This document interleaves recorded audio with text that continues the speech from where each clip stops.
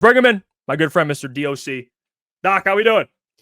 Jeff Iafrate, it's good to see you, man. Good you're back from vacation. I missed you, man. It was a good time with Booner. He held his own. I'm proud of him. But I thought that he was kind of a guy that could handle solo work pretty well.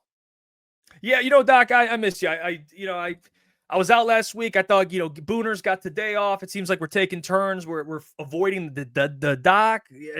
But it's not like that, Doc. Now it's my turn. I get to chop it up with you. We get to have a good Wednesday. There's a lot of shit going on, and you're the guy to ask all of it. And there's a lot of stuff that's happened in the last 48 hours.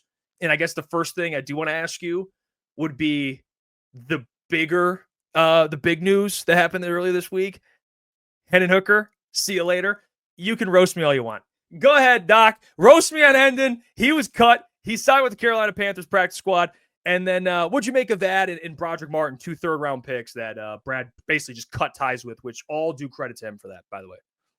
Absolutely. And Hefe, now for the future on the next crawls, I'd like to be known as the best practice squad and cuts tracker in the media. Mine was fairly accurate, at least one ahead of everybody else. So I am a professional tracker. Why? Because I acknowledge every single person that has a brain and has the ability to have relationships with people that doesn't upset everybody that they come in contact with.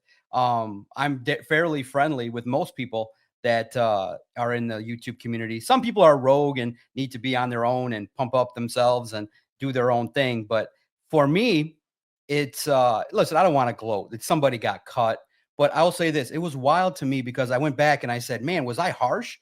On day one of OTAs, I wrote a column and said, the Lions need new backups. And here's why. Here's what I wrote. I went back and said, okay, what the heck was going on? I thought it was the first day of training camp. It was the first day of OTAs, June 1st. It just didn't look like Hendon Hooker progressed to the level that he needed to be a proficient backup. Right. Now, people saw his improvements. Yeah, he got the ball out quicker. Yeah, he was better than he was. But I didn't hold him to that standard. I held him to a standard of two things. How are you performing compared to your competitor in Kyle Allen? And how are you performing on the final exam in these preseason games? And when Dan Campbell he said, I don't need Hendon to be flashy. I don't need any player to be flashy. Just do your job.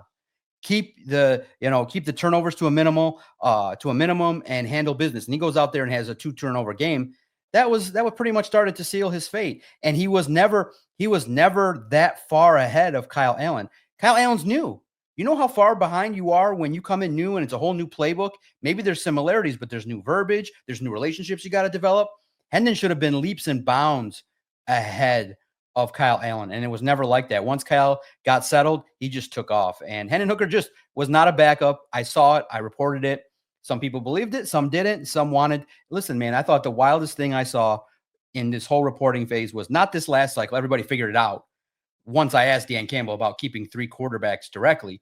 But the last cycle of 53-man projections prior to that, a lot of people still felt like Hendon Hooker was going to be on the roster. I thought that was crazy. I thought that was crazy to think about, that you would sacrifice and put that in print, knowing that there were so many other needs. And the Lions are tough graders, and the Doc is a tough grader. So I'm in line with that. But I didn't think that Brad Holmes was going to cut, more than needed 53. He was like Lawrence Strickland. Oh, nope, yeah. nope. Yeah. So there's a standard. And if they don't meet the standard, they get cut. Broderick Martin, Hendon Hooker didn't meet the standard. And I just feel comfortable that, I'd rather be on the side of overly harsh than to say that he was having good practices on the air. Yeah. Moving on from that, let me ask you this. All right. In terms of just the quarterback room, Kyle Allen, 1,000% QB2 for the season. You don't see anyone on the outside being brought in. Nothing. You think Kyle Allen locked up? He's your QB2. Get used to it. Yeah, Kyle Allen's the quarterback too, unless something wild happens. Look, Dan Campbell praised him. He said, "Hey, there's opportunities for him to go out there and do the job." Look, he was consistent, and the Lions value that. Now they'll always look to upgrade if there's somebody that gets cut. I know you referenced Heineke and potential others out there. I just think that the guy that comes in will be a developmental guy on the practice squad if that's the open spot. But I think they're comfortable with 2 at this very moment. Kyle Allen's consistent. He's a veteran. And look what he did. He just was within the realm of the offense. He found Tesla. He moved the football. After that first game, when he tested his arm strength a little bit and realized, okay, making throws across your body that requires supreme zip is not in your best interest. He settled down and was able to manage the offense. And I think that there's a relationship he had previously with Jared Goff, and he'll be another set of eyes and ears for him. But look, and there's something to talk about. The Lions are not developing backups in the way that you would expect. Just look at the situation with Kenny Pickett. If had you been able to make something of it, you got a 6th-round pick for Tim Patrick. Kenny Pickett netted his former team a 5th-round pick. You couldn't even get that. You couldn't even get that for Hendon Hooker. There's something to be said about the poor development of backups throughout the regime, and hopefully they fix it. Because if you're expecting after Goff to get a rookie quarterback and it's going to take him 6 years to develop, it doesn't work like that. So Kyle Allen, give him credit. He beat Hendon Hooker and fairly easily.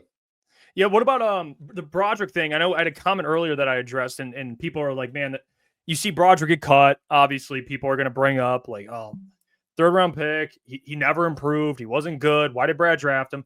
What have you kind of made of the noise there? I mean, I've already kind of stated, like, Brad, that draft specifically, you can't really argue because he found all those players. But what do you make of the heat that Brad gets for the failure, I guess, of some of the developmental players? People expect this man to hit 100%, but what do you make of all that with Broderick? No. And let's not conflate. Nobody hits 100%. He gets credit. But in essence, you reached for Hendon Hooker. You reached for Broderick Martin. Hendon Hooker was coming off of an injury. He played at Tennessee, single read offense. What allowed them to project that he would be a serviceable NFL quarterback? It didn't fit. Ben Johnson's offense was very elaborate. And then you remember too, they moved up, I believe, to get Broderick Martin in the top 100, number 96. And they moved up for him. Yep. Yeah, many people felt it was a reach. And I think, outside, if you want to look at the specific players, it's the philosophy that at times the Lions were brazen, even with the Manu pick a year later, to say, hey, we don't need ready-made guys. Broderick was considered a major project. Manu, a major project. Hendon Hooker, a backup that was coming off of an injury and was going to eventually just be a clipboard holder. That's 3 players. If 1 or 2 of them hit, they could potentially be the guy that makes a play, that gets a sack if you drafted somebody else after him in the NFC Championship game. So you can't just discount picks. Now, you can't guarantee that they would have come in and had some level of impact, but I think that they would have more than Broderick did, more than 0 that Hendon did. So you have to also look at it that I think the philosophy now, and the Lions realized it, they got a little brazen, they got a little too confident, and they felt like they had so many good players that they couldn't add more. But no, you can always add competition. You can always add ready-made players. And I think Brad Holmes got slapped right in the face. No more projects. Yeah, everybody needs development. But at the same token, when you're Super Bowl ready in 2023, maybe they didn't recognize at that point that they were right there that close. But that was a good football team, and they got after it. Yeah, you give them credit for the first 4 picks. But unfortunately, it's coming out to be a B- C+ draft because you have 4 awful picks right after that. And if you just got 1 more impact player, they'd be helping the team now. And the fan base wouldn't be concerned about defensive end depth, offensive line depth, depth at cornerback. If you just picked a position of need and got somebody that could develop. Draft picks are important. They're lottery tickets, and you can't discount 4 of them. And you can't take 3 and say, hey, let's wait 3 years to get something out of it. This is the NFL. You got a window, and now you guys are seeing it. The Lions have 5-6 guys that could be commanding north of $20 million, and they can't keep everybody. So to be able to hit on a low value, a lower contract on a rookie would have been helpful. And unfortunately, it didn't happen.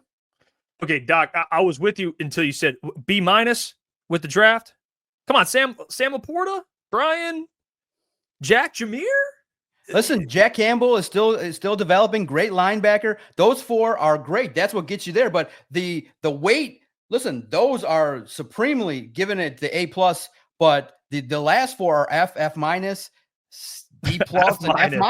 That brings it way down. Come on. And one of the guys is not even on the roster. It's a 7th-round pick, but that's 50% of your draft that has no contribution. You needed 1 more. Okay, you could say it's a B+. You can be higher on it. There's impact there. But eventually speaking now, with what you just said before I came on, the safety market's crazy. You might not have Brian Branch that much longer, because somebody might throw $30+ million at him. It might not be the Lions. He's going to be expensive. Yeah. It's going to be crazy, bro. Yeah, you're not wrong. Yeah, you're not wrong about that. Speaking of the offensive line depth, Dan Skipper, you were there. You got to see this. You got to see him in camp and everything. I know people were a little shocked by Dan Skipper leaving, and then now he's back in the practice squad. But is it as easy as he was just beat out by Jamarco Jones? Is that pretty much what it was? Because I think he was one of the guys people just automatically had on the roster because of how much they love him and just the role he plays with the Lions. But is it fair to say that Jamarco was just better than him all camp? It just came down to that? Yeah. Or you think it was closer than people say? Listen, it's all about your age, your role on the team, and also too, when he was getting beat by Aiden, it wasn't that competitive. Now, they didn't expect him to win, but I think that they felt like it would be a lot more competitive. And for a player that's playing the tackle position or a swing offensive lineman, you probably wanted a little bit more security, a little bit more consistent. And look, this is a big lumbering man, and he's got talent, but he's one of those guys that is a reserve role player. And if somebody comes in and does better, I do think that, yes, Jamarco Jones was a little bit more consistent, a little bit younger, and that gives the coaching staff a little bit more confidence. And look, Dan Skipper, great guy, humble person, one of the grittiest players. And I think he'll have opportunities maybe to get a couple call-ups this year. He definitely is a fan favorite. Somebody that a lot of people did not want to see get cut. But at the same token, his role is a reserve player. Like, you're hoping if you see Dan Skipper, something's wrong. Like, you need all year long Taylor Decker.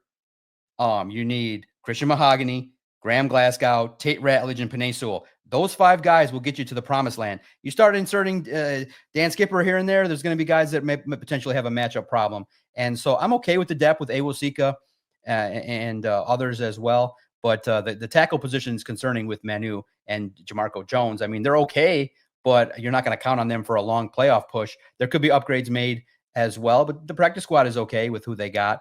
But at the same token, you do have to also realize too, Brad Holmes likes to keep the roster young. And once you hit 29, 30, 31, that's when your contract maybe is not going to be renewed. Your playing time gets dipped. You're Tim Patrick. You're a guy that was hampered by an injury. He has talent and was sure-handed. But once he showed that he slowed down a little bit and couldn't beat some of the second stringers off the line, they moved on. Brad's cutthroat. I love it. And I love that mentality. That's the way I am. If there's anything better, you go after it. Well, it's perfect. I was going to ask you the Tim Patrick thing. I think it's impressive to me, Doc, that you got Tim Patrick for free. Not literally free, but he was waived last year or cut or released, whatever the terminology is. You picked him up. And then this year, he's a year older. He looks slower, and you were able to trade him and get a 6th-round pick for him. I think that speaks. You got to give Brad credit for that because he probably had every right just to cut him, and it is what it is. What did you make of that trade, and what does that say to the rest of the wide receiver core they have, the 2 rookies they have now coming in with only 5 receivers? Yeah, no, it's the one thing I respect about the Lions is they're honest. Brad Holmes throughout the whole time said, hey, it's going to be tough to make this team. He said it multiple times. That ended the streak of undrafted free agents. We have good players. We have a standard, and they don't lower the standard. And Tim Patrick said, I had a rough camp. Another young rookie had a better camp. That has a weight in an evaluation. And they realized too, what I think people discounted was the fact that some players on the Lions in the past have been steadily brought along and they take their time. But when you trade up 30 spots, I mean, that has to weigh in. And then he goes out there and showcases he's sure-handed. He can win one-on-one battles. He's consistent. Tesla does everything. So Tesla comes in, and the Lions made a huge investment. They're like, well, we got to unwrap this toy for everybody to see, and we think that this toy is going to produce. So that makes Tim Patrick expendable, and they got a draft pick. And it was one of those deals where, it's the NFL, not for long, and they feel like, hey, if you go younger, it's a nice feature with those 3, J-Mo, Tesla, Khalif Raymond, and Amon-Ra St. Brown. That's pretty fair.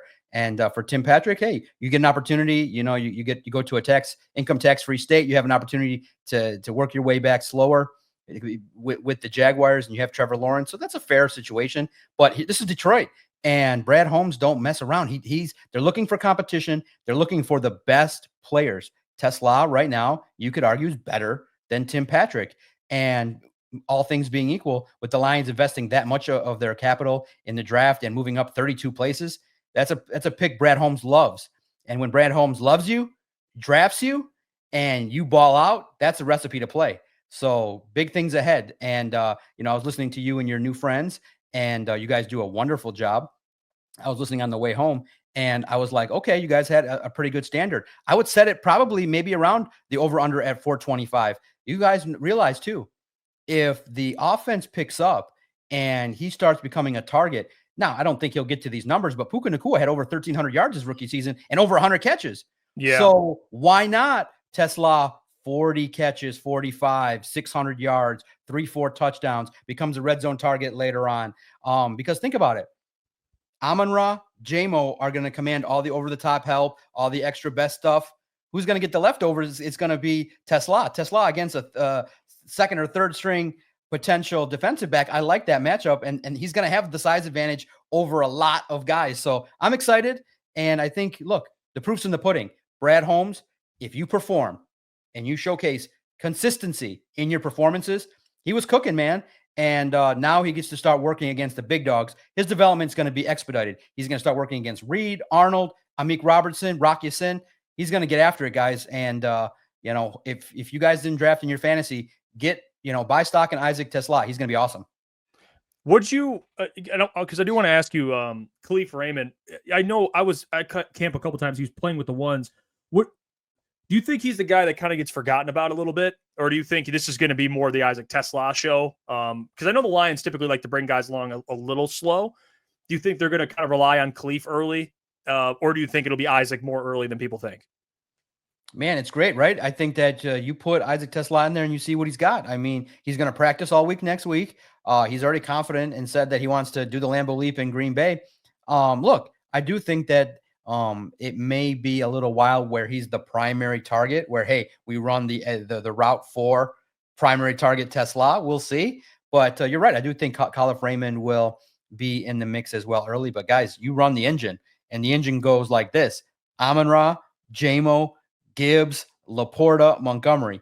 That's five guys that you got to give those plays to, and you got to allocate opportunities for. Tesla, I think, will get an opportunity to get in those mixes, but I think, first couple games, you might not see 5 catches total. This will be something after the bye week when he starts getting comfortable, the game slows down for him. Opponents, you start to mix and match against other opponents. Now you're going to start cooking, and he'll have a better second half than first half. But I expect production. I mean, listen, why not put the expectation on him? Why are we lowering the expectation? Give the man the ball. If he can get open, if he's a 6'3", 6'4" receiver and you're seeing a 5'8" defensive back, you start to look that way and you go, oh my gosh, I get the ball up in the air and there's nobody else but him that's going to grab it. Let's go. Let's put the expectation on him. Why would we put lower expectation on Isaac Tesla? Let's see what he can bring to the table. I think a guy like that has the mindset, the passion, the ego, the swagger, you can say, hey, get after it, and he'll start to meet those expectations pretty soon. So let's put it on him. Let's see if he can become the number 2 within a year or two, and let's see what he can do. Because now I'm not saying it. Others may start to say it publicly, but if they love Tesla and J-Mo is going to cost $35 million a year if he has a ball out season, you might be looking right now at the replacement for J-Mo, and also a little bit more comfortability, and maybe you're looking at the potential of the Lions looking in the draft again for a young, affordable receiver. Because just look at it, guys. J-Mo is going to top out. He's going to make a lot of money this year. He's going to earn a new contract. Brian Branch is going to earn market value. Jack Campbell is going to want some money. Sam Laporta, maybe they're going to be like, okay, we can't give him all those targets because those numbers, if they start going 900 yards, 1,000 yards, 12 touchdowns, he's going to be up there. Gibbs pretty soon is going to need a contract. That's 5 guys right there that are going to command big dollars. You're going to have to pick 2 or 3. You're not keeping everybody. So let's go. Give it to Tesla. Let's see what he can bring to the table, because if he's affordable, you got him for the next couple of years pretty cheap. Yeah, they haven't paid Aiden yet either. And they haven't given the money to Aiden yet. Yeah, Aiden's. Oh my! I thought it was being finalized. What's taking so long? Ricky Scoops. He's he's working. That one he's been the finalized one. It's been taking a little while. I'll give you that. It's getting finalized for a long time, but that's great. great source, except when it comes to the team that we all care about. Right? That's fair. I'll give you that one, Doc. What'd you make of the Jackson Meeks stuff? I know you were high. You've been high on Jackson Meeks, and Obviously, Dominic Lovett edged him out. Do you think it had to do a lot with the draft pick side of things, or what did you make? Because he's back. He didn't get claimed, so he's back on the practice squad. But what did you make of them choosing Dominic Lovett over Jackson Meeks? Yeah, no, my assessment was I was one of the crazy ones. Look, I had a little more fun with mine. Christian was really almost spot on. He had like I want to say 49 of the 50, 47, 48 of the 50 picks that were on the team. He definitely did it the right way. I went a little more hopeful, and I said I'm going to put. I couldn't decide because I felt like Lovett brought one thing. He'll do it on special teams. I thought Meeks had an opportunity to get after it. I love his size. I love the production, but also too, he tailed off a little bit right when the kind of final exam started happening. Lovett took a little bit of a step ahead, was making a little bit more plays. And it was one of those deals where I was like, you could keep both. I didn't think about keep both and cut Tim Patrick because I like veterans, even though they maybe not are on the field. I would have loved Tim Patrick to kind of showcase everything that he sees to Tesla. And I do believe in that mentorship, but I think Khalif Raymond will do that job just as well. St. Brown, JMO, they all got experience, but I love the physical similarities that Patrick had, that he could have been a one-year mentor, and his contract wasn't that crazy. So I looked at it and I said, all right, Jackson Meeks brings something different. He's a difference. I mean, bigger receivers, everybody likes. He stands out. You could see his presence and you could see what he could bring to the table. Love it. The guys, I think now you're starting to see the pattern. And I was told this by a lot of scouts. When the team puts that much work in you, they take their scouts and send them on the road. They pay hotel money. They give these guys cash to go and hang out and do their thing. When you're investing time, money, energy, interviews, and then you select somebody, that gives somebody a lot more chances. So love it. I believe basically tied Jackson Meeks. And so I was telling a reporter that after the game against Houston, he asked me, he's like, what do you think? I said, man, if you're asking me right this very second before I think and sit down at a computer, I said Ty goes to Lovett because he's a draft pick and he'll have contributions too. I think the vote that probably swayed it just a little bit was Dave Phipps' vote, where they think Lovett can contribute on special teams. He had a lot of good reps in special teams. Now, I didn't write them all down, but I did peek up a little bit and see number 19 doing some things in some of these one-on-one drills. And I just think that the Lions were confident that Meeks could develop on the practice squad. And give Brad Holmes credit. Man, when he exposes some of the Lions players to the waiver wire, he knows if they're getting picked up or not. Dan Campbell said he's almost 100%. So Brad Holmes, give him credit. Even though he took a risk with these developmental players and maybe picks external free agents with too many injury risks, he definitely knows the lay of the land across the league. He knew that Jackson Meeks was not going to get picked up. And it's great that he's here on the practice squad. There's one open spot. Does that spot go to the guy that everybody wants? I don't know. But, I do think that the conversations have to be being had. But I think at the same token, players at this point that are on the practice squad have opportunities to negotiate with other teams. And there's opportunities for them everybody just wants to maximize their dollars. And I'm happy because if you want Zadarius Smith on the Lions, Jackson Meeks being on the practice squad is a nice thing to have. Yeah, I was gonna say that too. It's good you have his nephew or his cousin. I forgot which one it is. Nephew. He's related. Yeah, that definitely helps. They signed. So I want to ask you about the defensive line because that was the big thing. Obviously, they cut a lot of defensive linemen. They signed 2 today.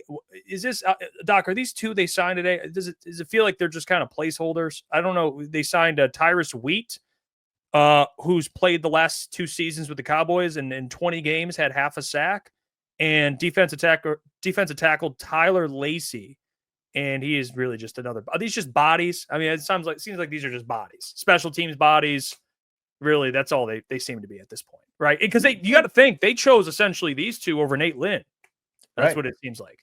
And so they see something. They're on the active roster, so you can't say they're just Jags. They're guys that they believe that they're going to be have an opportunity to showcase some depth, and so.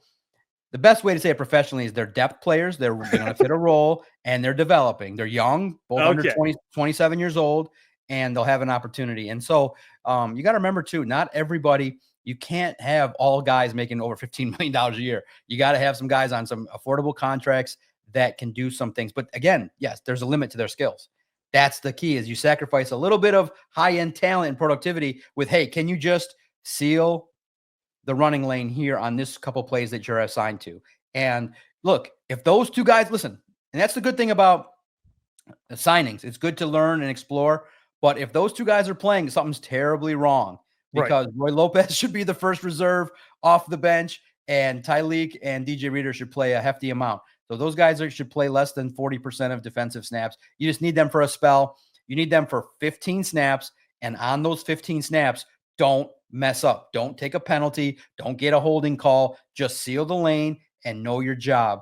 And I think Calvin Shepard can get, and Casey Rogers, the new defensive line coach, they can get the guys to at least buy in and do their job. So if the Lions looked at them and found that they see something there, then they're now in the program to get developed. But let's now step up our game. They're role players, Jeff. Okay. I've interrupted the video to tell you about the sponsor of today's video, Comer & Cross, and their one-day installation for concrete floor coatings, garages, basements, patios. They do it all. And I'm sure you're tired of staring at your crack-stained garage floor. Well, I have the answer for you.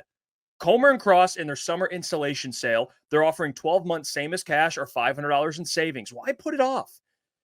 You can contact the number, 248-834-3488. They transform patios, pool decks, basements, even driveways. They do it all. And the best part is they move the stuff out for you. They repair your cracks and pits before applying your stunning new floor, guaranteed. Comer & Cross concrete floors never chip, crack, or peel like epoxy or paint. Again, you could call the number, 248-834-3488, or you can book your free estimate at comercross.com. Let's get back to the video. Professional, this is role players, depth, very fine depth pieces. I think it's another potential role player that this year was supposed to be somewhat of a role player, Ahmed Hassanin. Can you explain, kind of dumb it down for me, Doc, like why they chose to waive him with the injury settlement? I know there's a lot behind that, but just for like the casual fan that didn't understand what the hell that means, can you break that down for everyone? Yeah, it's complicated, but not really. There's restrictions on how many guys you can put on IR that can come back. So when the Lions last year had all those injuries, they used, I believe, all 8. And so they didn't want to use another spot based on the potential of another guy getting hurt. They want to have as many open spots as possible for IR players to return. So this is it's a roster strategy. And unfortunately, the injury messed everything up for the young rookie. The pec injury is severe. It's a tool that teams use to, allow a player not to be on the roster. Like right now, Ahmed Hassanin is not on the roster. He is a free agent. He is somebody that could just walk in and sign somewhere else. But the issue is, and the Lions knew, now it's great because as I was preparing to talk, I saw that there's an unspoken rule amongst the league where you put a guy that's going to be injured with an injury settlement on waivers. There's an unspoken code that nobody should pick up that player. Well, the Rams did it, and Howie Roseman broke the code. I effing love it. I love it. He saw a player. I love it. That's rogue. That's bold. And who would do it? He gets the cachet. I love it. I love it. And you heard in the past, who else would do that? Bill Belichick would do that. If you saw a player with any sort of talent and you had potential, you can get them cheap. Who cares about the rules? Who cares about unspoken rules? I love it. I absolutely loved it. Howie Roseman's a lone wolf. He jammed up the Rams. Now, somebody could have did that to Hassanin, but he's a 6th-round pick, and he's a player that's considered, and it was talked about as being a developmental player that was going to need a little bit of time. So he floated through. He's a free agent. But I believe that based on the investment that was put into him, the work that he's done, he's definitely attached to Detroit. It's just one of those deals where you make a roster move and I believe he'll come back. Now, I don't think he's going to be all that sensitive that he got waived. It's one of those deals where I think the relationship's going to be strong.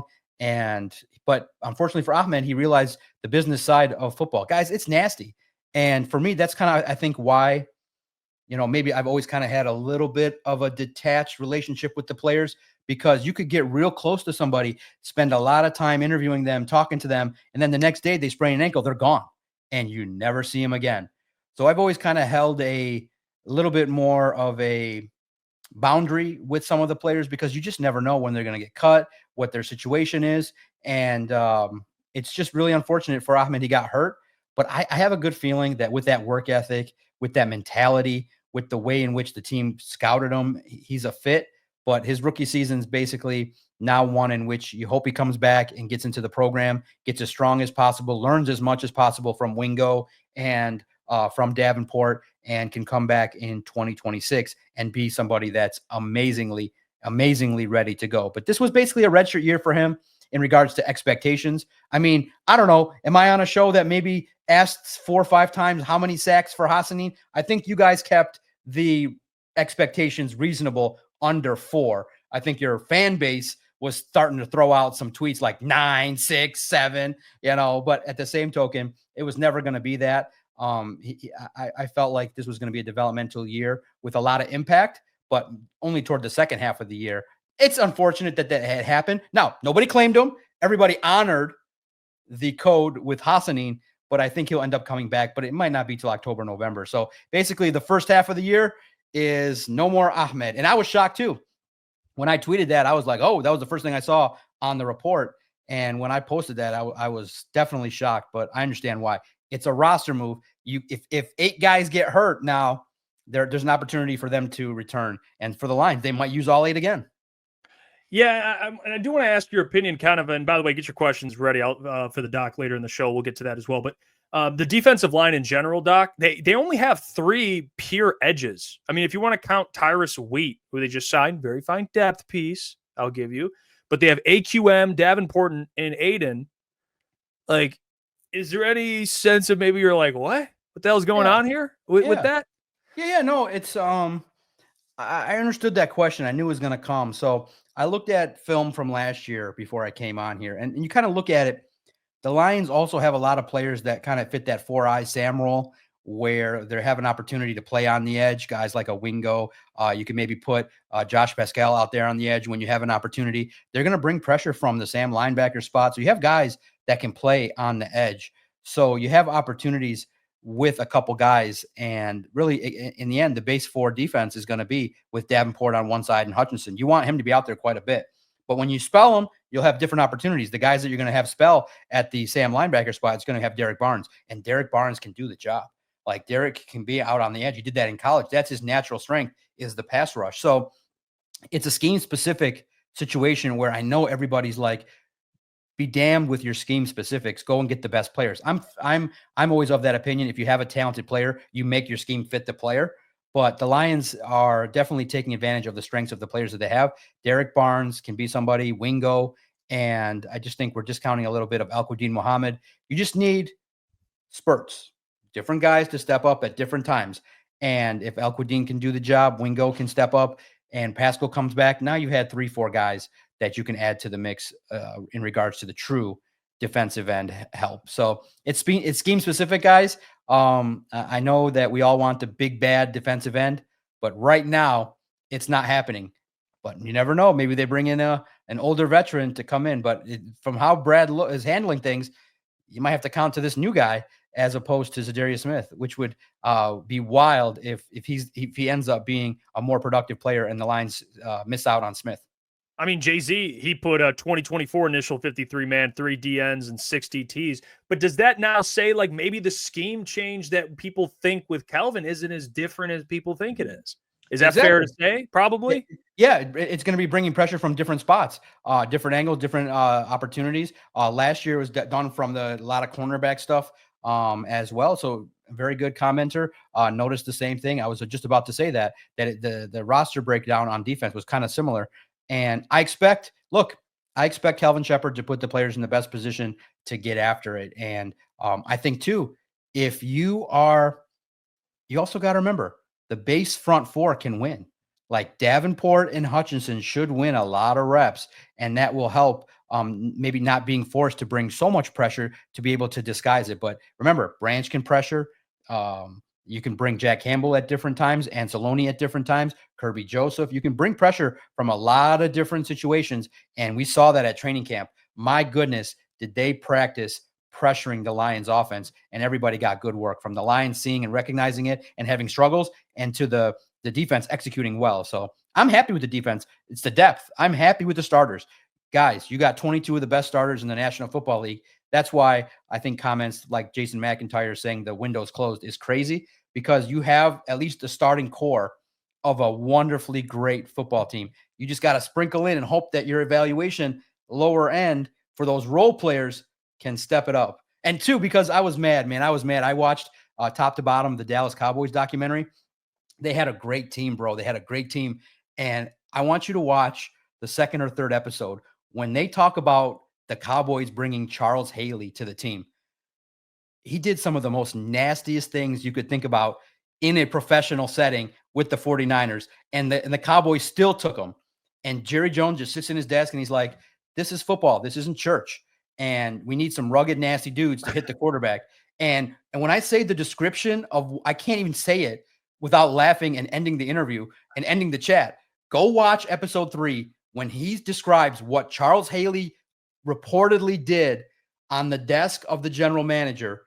It's wild. And then what Bill Romanowski said, he did that. What he was doing in the corner when there would be free time was out of this world. I recommend it. It's 8 of the most wonderful football shows if you want to check it out. It's hardcore, man. It's great. But Charles Haley was legit crazy, bro. Crazy. Now I kind of want to know what you're. I mean, maybe I don't want to know actually. Well, maybe I'll do a physical description. No. Yeah. You know what? Nah, maybe I don't want to know. He was free wheeling it. Like, yeah, at least thank God it wasn't church. That's football. That's that's crazy. Yeah, no, Etienne. I was gonna say my mind went to a weird place, but rightfully so. No, listen. I mean, next week I'll try to find a more professional way to describe it.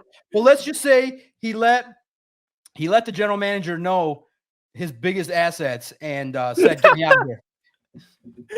Yeah, no, he literally plopped out his biggest assets. Let me ask you this on the desk. On the desk. Maybe Za'Darius needs to do that. I don't know. I want my extra $1 million, Brad. Yeah, I mean, just plop because Za'Darius, there's a roster spot open, Doc. Is it safe to say that it's reserved or no? Or are you still like, nah? There's probably just let's chill on the Za'Darius stuff. Or you think maybe it is a reserve for him, Doc? Maybe. Oh, and to your chat that says, no, listen, guys, your football team is built like the Cowboys. It's right there. You can see it. You can see the aggressive mentality like Jimmy Johnson. You can see the comparison with J-Mo, the running back, the offensive line, the grit. You are literally watching the 2023 Lions in that version of how that team grew. So don't, be like that. Watch it. I'm telling you, you'll see a philosophy of how good football teams go from being where they are to the next level. And I read the Jimmy Johnson Swagger book, and it's like literally it's the gospel that probably Dan Campbell reads. It's amazing. It gives you a lot of insight into football minds and how you take a football team and get after it. For Za'Darius, unfortunately, guys, he wants the biggest fat cash that is out there. So he's taking his time. He's waiting for the biggest offer. So basically here, I mean, I'm speculating, but here's what's happening. Today, Brad gets the contract. Today, Brad goes, okay, agent, here's where we're at. And then the agent's like, okay, well, we potentially could get this without all the incentives here. And then they go back and say, okay, if it's $5 million, we could say, okay, can we put a little bit less on the earnings? And can we get maybe another year? Can we maybe get this? And then they go, okay. And the agent goes back and does another round and goes, well, Brad, we got this offer here from this other team. And because you also remember, ESPN reported that multiple championship level teams are calling. Now, that was certainly delivered by a representative of Darius Smith. That was beautiful because I'm like, oh man, I need someone to do that for me. And that was definitely delivered by a pro Za'Darius Smith person. And then that person can go back to Brad and be like, listen, here's what we need. Here's what the thought. So it's going back and forth. So Za'Darius is negotiating. He ain't being friendly. Listen, he doesn't have to be. He is a all-pro type player that can rush the quarterback, that had 9 sacks last year, that knows your system. So the leverage really is in his favor. And I think the Lions are being a little bit more stringent in regards to what they want in terms of terms and how much they want to be guaranteed and how much they want him to earn. And Za'Darius is looking for the absolute best offer. And sometimes those deals take a long time. And I will say this, the door's still open. There's one roster spot. Keep hope alive. But if it doesn't happen by Monday, I think they move on. You got time, but I feel like there's talks being had. but Za'Darius is shopping himself for the best offer possible. I'm looking at it like 45% yes and 55% no, only because I believe that multiple teams are going to call for his services. What about that? Just to kind of shift to now the DB room, I thought it was interesting, Doc. That you look at just the DB room, safeties and corners. I guess when you look at it, if you don't know how versatile the players are, you'd say, well, they're kind of thin at safety. They don't really have many guys that can play safety. But then you think, okay, well, Rock Ya-Sin can play safety.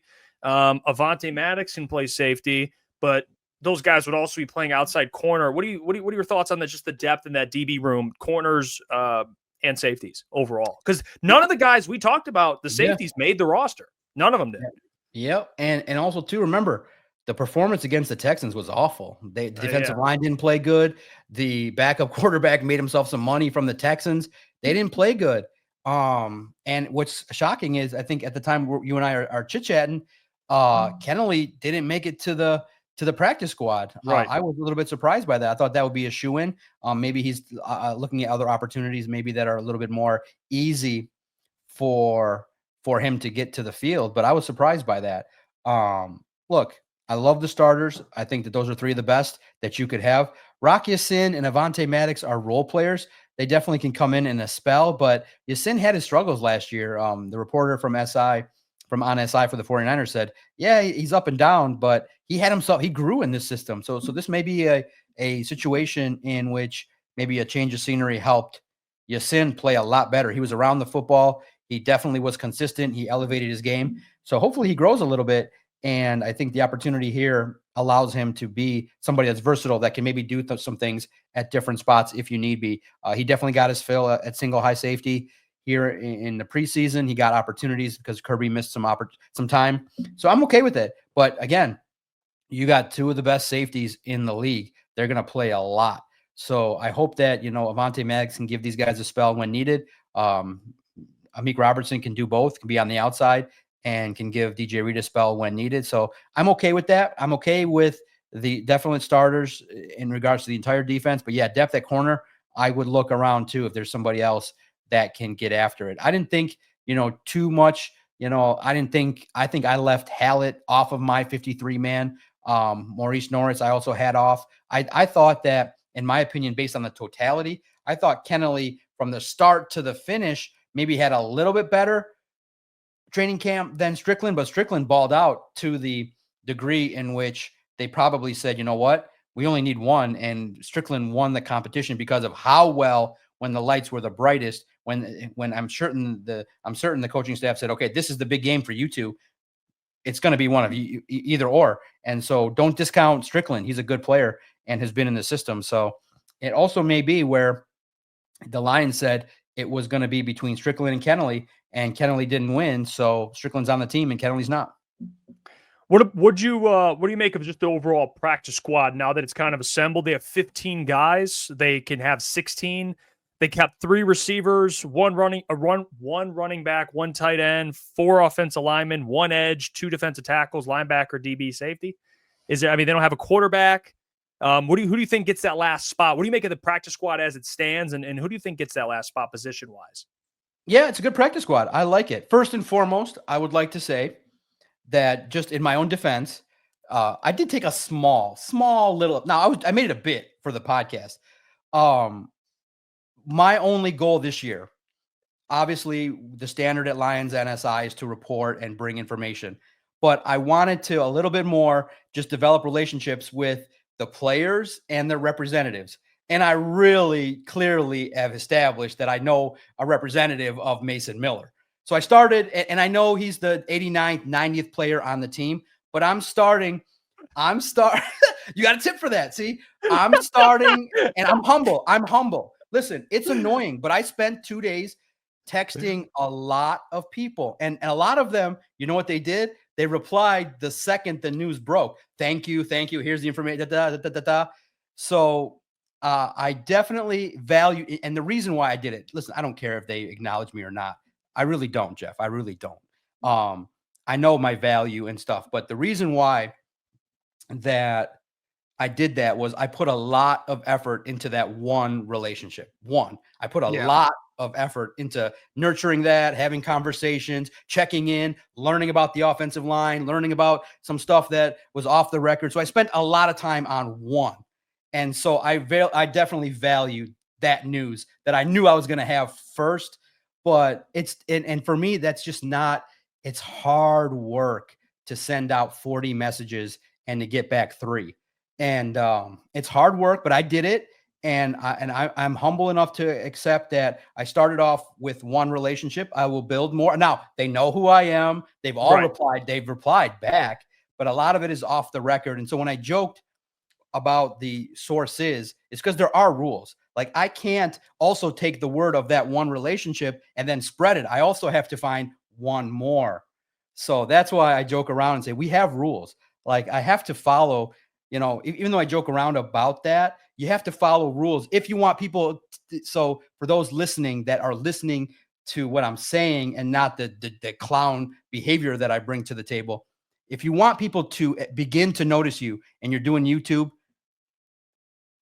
find 2 sources. And then when you post, I know that 2 people told me this, then it's real. That's why when I posted it, everybody that saw it understood the news because it's the rules. I don't make the rules, but I want everybody, the Wills of the world, all the people that are reporting, I want you to be acknowledged. I want you to have someone say, hey, we saw what you reported, but I can't acknowledge anything that has the word SOURCE singular. I can't, because if it's wrong and you go, hey, that person didn't acknowledge it with 2, then I'm on the hook.